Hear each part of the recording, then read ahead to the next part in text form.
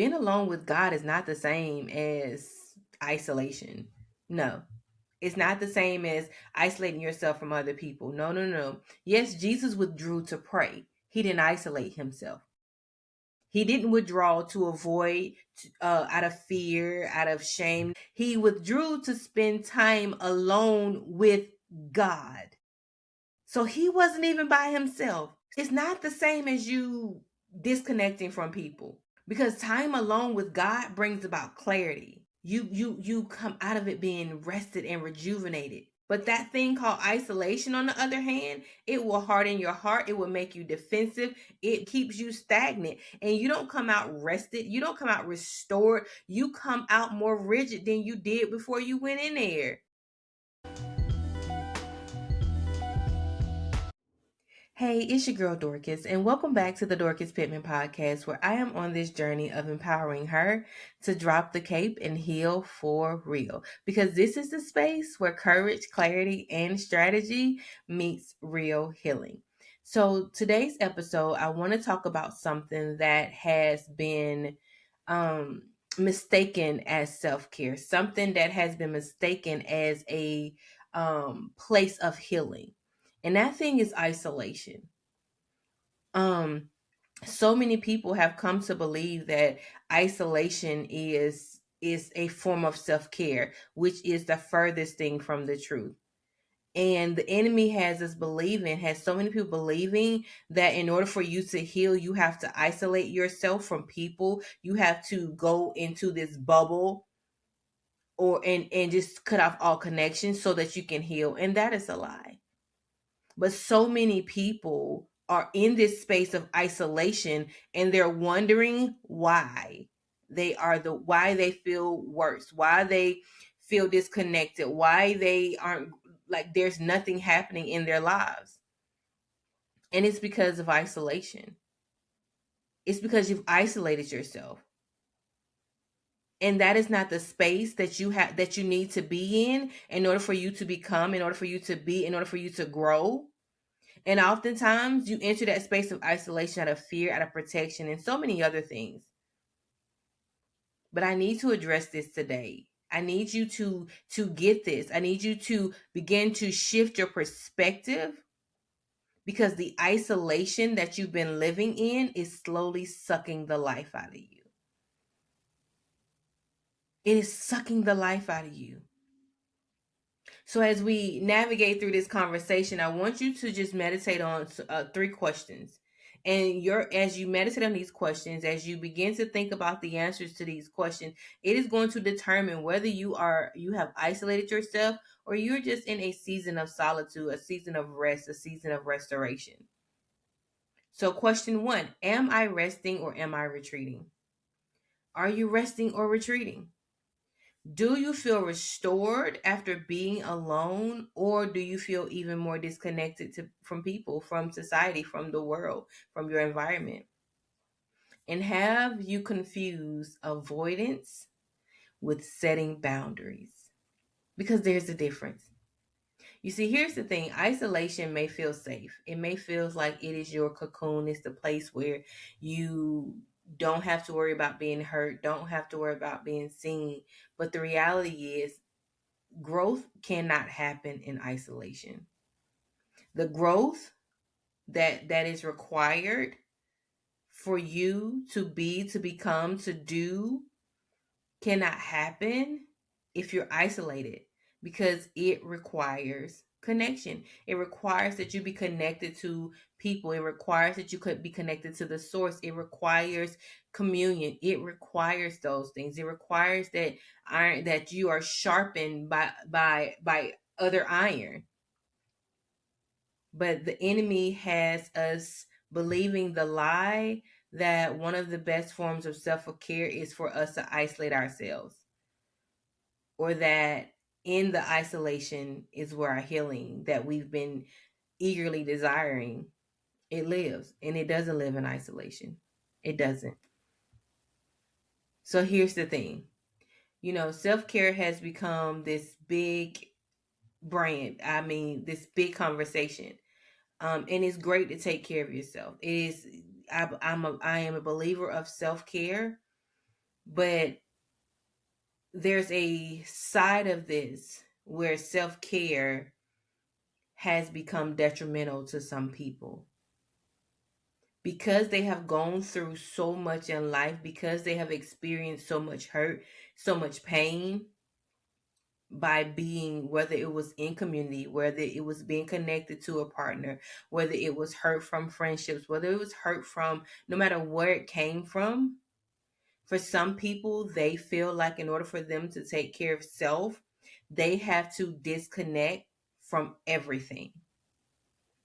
And so that reality of self-care for them is not the same reality of self-care that we want to nurture, that we want to embrace, that we want to make a daily practice.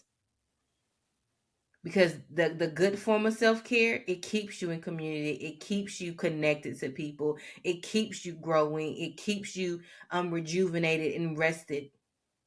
But the self-care that is being masked by isolation, that's the one that is killing purpose. That's the one that is killing people. That's the one that we really need to address. Because it's in this isolation that we often tell ourselves that, oh, I'm just protecting my peace. Oh, I just need space. Or I'm just focused on me. And there are cases where some of those things are true. Yes, you set boundaries and you may protect your peace. You may disconnect from toxic relationships, but you're not disconnecting from all relationships. And sometimes you just may need your space from people. Sometimes we can get overwhelmed and overstimulated, and you just may need a moment to retreat and rest. And sometimes you just need to focus on you. Sometimes you need to take care of you because you've been so busy giving and giving and giving. And those are the cases where those statements are true, but sometimes we're not protecting our peace. We're protecting our pain. We're protecting our wounds. We're protecting our hearts. We're protecting the hurt. We're protecting those things. We're not protecting the peace. And there's a difference between stepping away to be restored and pulling away because being connected scares you. Being connected in relationship with people in community, it scares the crap out of you. You see, isolation can feel like healing because it's quiet. There's no distractions. There's nobody nagging at you. There's nobody needing anything from you. It can feel safe because nobody's challenging you. Nobody's saying, hey, think about this, sis. Hey, think about this. What are you going to do about this? No one is keeping you accountable. Nobody is stretching you. Nobody is seeing you. That's why it can feel safe. But true growth was never meant to happen when you're isolated, when you go into hiding. I know these things because I had a hole that I would crawl into. The hole that I thought was protecting me, the hole that I thought was keeping me safe was actually sucking the life out of me. That was the hole that I isolated. That's what I ran to. That was my safe space because I felt safe, because I didn't have to worry about being hurt, being seen, being broken in that space. But what felt safe was just a mask. I wasn't safe there. I wasn't. I was prime target for the enemy to go into my thoughts, to manipulate me, to feed lies, because I had no one.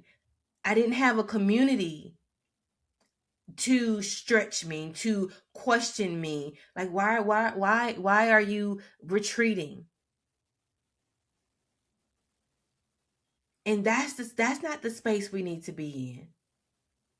We can't grow when we're hiding from everything out of fear, when we're hiding from the pain, when we're hiding our wounds, when we're hiding from people. That's not where growth happens. And in my case, the isolation, it really wasn't a choice for me. In all honesty, it wasn't a choice. It was something that was formed as a response to my pain, my shame, my fear. And for some of you, it may be a response to constantly being disappointed by people, by burnout, by betrayal. You see, we've been having these conversations now over the past almost 3 months, and the common denominator is that oftentimes these responses that we are having, it's learned behavior. It's not by choice. It's a response to what has happened to us. But when true healing takes place, your response becomes different. But true healing cannot take place when you're isolated and you're in hiding, when you're disconnected from everybody, when you're disconnected from community. That part. So, going back to what I asked you earlier, is this solitude or is it survival? Because solitude is rest and restoration. Survival is hiding, is protection out of fear, out of shame, out of pride, whatever it is. Whatever that may be. See, the word tells us that two are better than one. And if either of them fall down, one can help the other up. That's Ecclesiastes 4, 9 through 10. I paraphrased it. But it says two are better than one. When you are in communion with people, if one person fall down, there's somebody else to help hold you up. I think about my husband and our relationship. Sometimes we're both operating at 100%. Sometimes he may be operating at 50. I may be operating at 50. But guess what? Because we are in relationship, we're in communion, we're in connection. We are able to sharpen each other, not just in my relationship with my husband, but I have my friends, I have my sisters, I have my community who, when I'm that will pick me up. I can't tell you how many times that it is because of my relationship with people. Once I decided to fill in that hole and allow myself to be seen, because of the connection that I have in community with people now, that they have been able to stretch me and push me and hold me accountable and allow me to grow. Give me the support I need to grow. And that's the great part about connection, not being in isolation. Because it's in the word, two are better than one. If either of them fall down, one can help the other up. We were never designed to do life, not just life, but healing, leadership, business. We were never meant to do anything alone, other than take a shower and go to the bathroom. Sometimes if you're married or you have kids, you can't even do that alone, if you catch my drift. But that's how we were designed. When he made Adam, he said, no, he needs somebody. He needs somebody. He made Adam a helpmate, but he also understood that he needed community. He couldn't be isolated. So we were never designed to do anything alone, especially our healing, not because we're weak, but because we're human. Humans need connection. I told you, if you want, one of the worst forms of punishment is solitary confinement, because you are left alone with your thoughts. And I said, an idle mind is a devil's playground. You are left alone with your thoughts, and you don't have anybody to nurture you, to support you, to love on you, to hug you. Do you not understand what a hug can do to you? I've had so many people say, I just love your hugs. Because when I hug somebody, it's a hug with intention, especially if we are doing life together, especially if we're connected. I'm not just going up just, giving everybody that embrace. But when we have a connection, when I give you a hug, I want you to feel the love of the Lord in that hug, okay? Because I understand how connection can shift an atmosphere. So when we're in communion, when we are connected to people, when we are not isolating ourselves,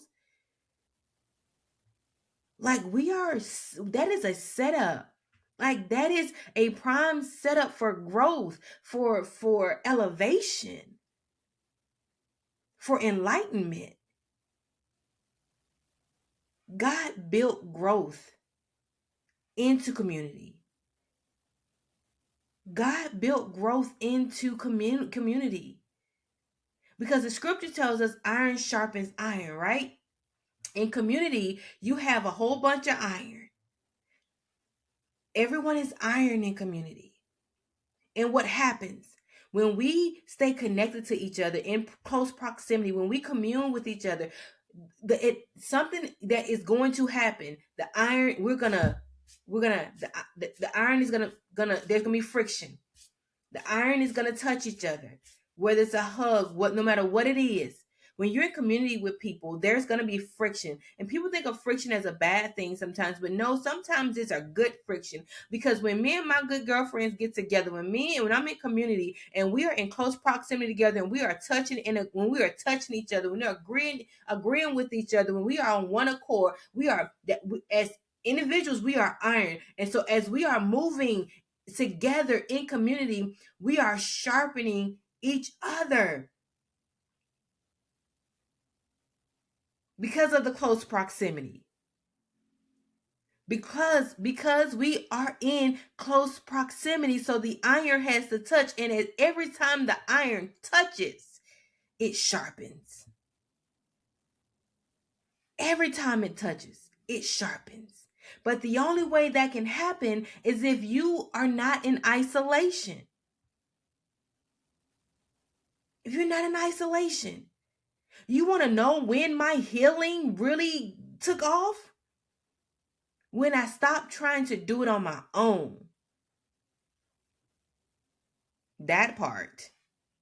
When I stopped trying to do it on my own and I reached out and I got help. Your community may be one person right now. Your community may be two people. But whether it's one or two, you're no longer in isolation. You're no longer in isolation. So like I said before, isolation feels safe. It may feel safe, but what it's doing is shrinking you because you can't grow in isolation. You can't grow in isolation.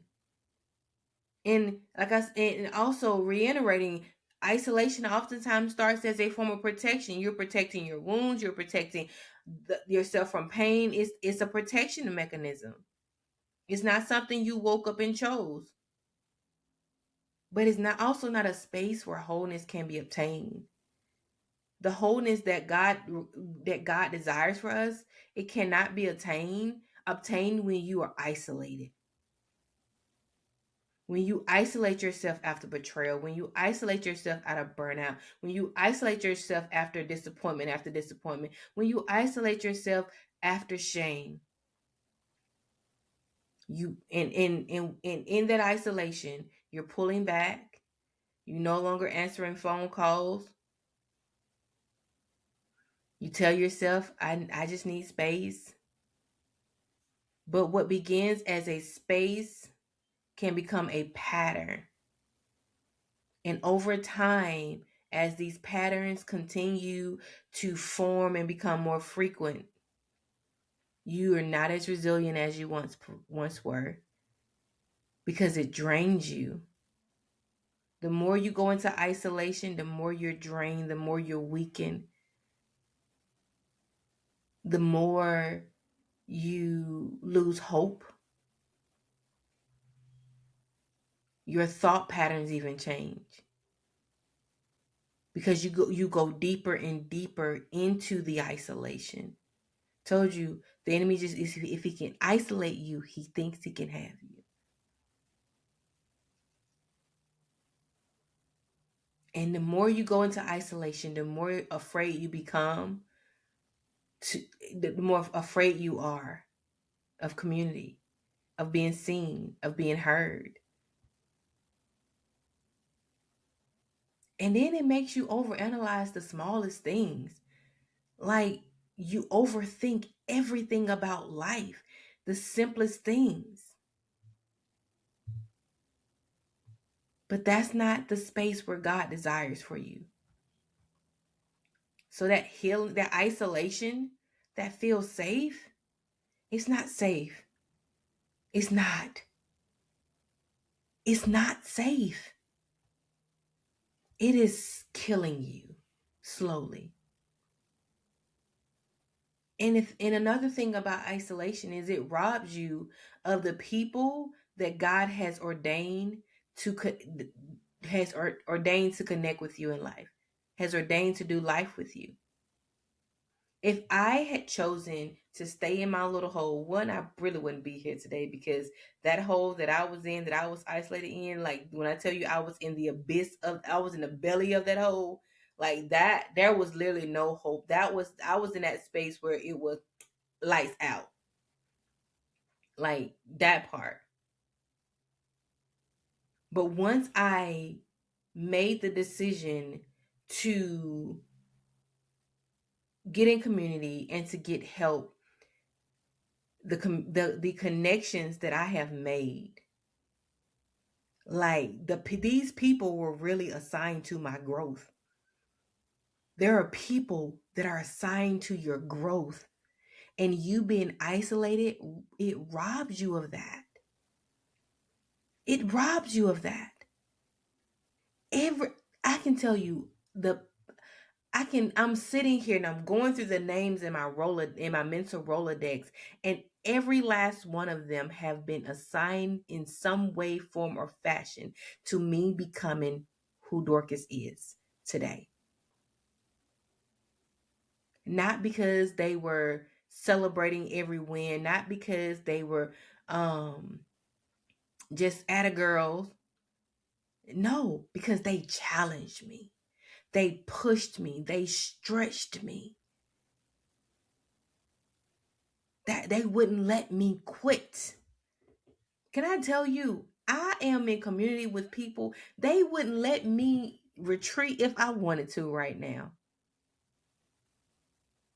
When I tell you, they will be right there pulling me out of the hole by my locks. They no, ma'am, that's not what we're doing. See, that's what community does for you. They won't let you quit. They won't let you isolate yourself, because they understand that you're called to higher. And they can see the blind spots that we can't see. And they will speak truth to you in love. That part. They will speak truth to you in love.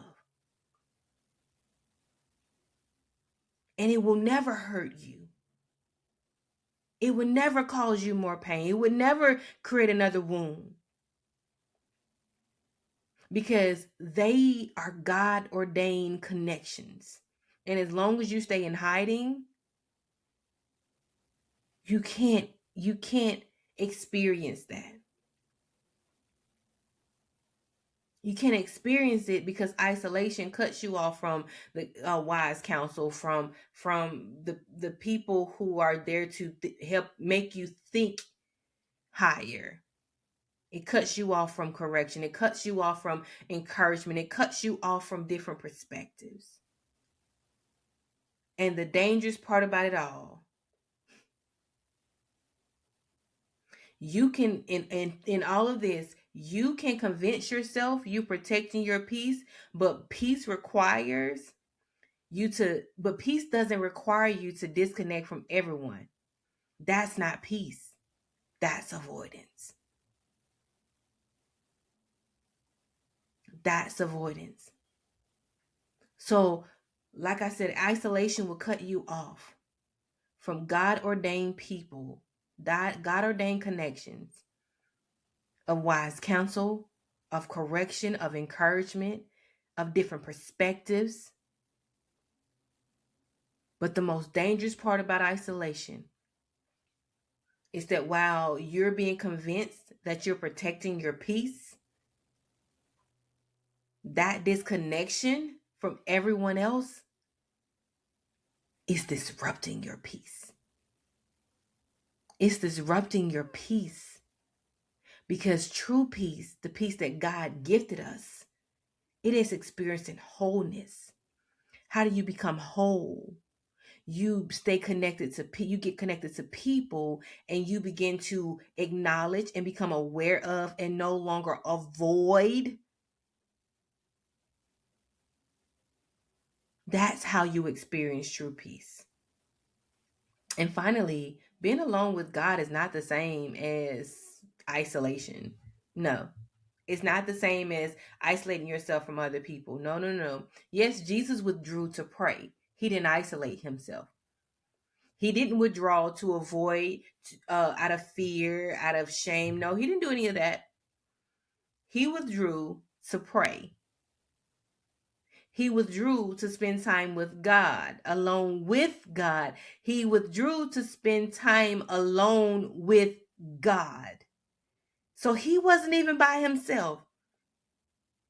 So it's not the same as you disconnecting from people. Because time alone with God brings about clarity. You come out of it being rested and rejuvenated. It softens your heart toward the people who hurt you. It keeps you in alignment with your identity, or realigns your identity with him. And it sends you back out there stronger than ever before.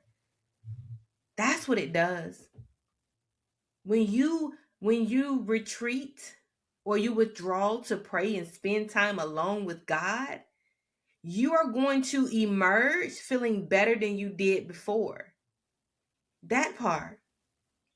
But that thing called isolation, on the other hand, it will harden your heart. It will make you defensive. It builds stories in your mind that really aren't true, and it keeps you stagnant. And you don't come out rested. You don't come out restored. You come out more rigid than you did before you went in there.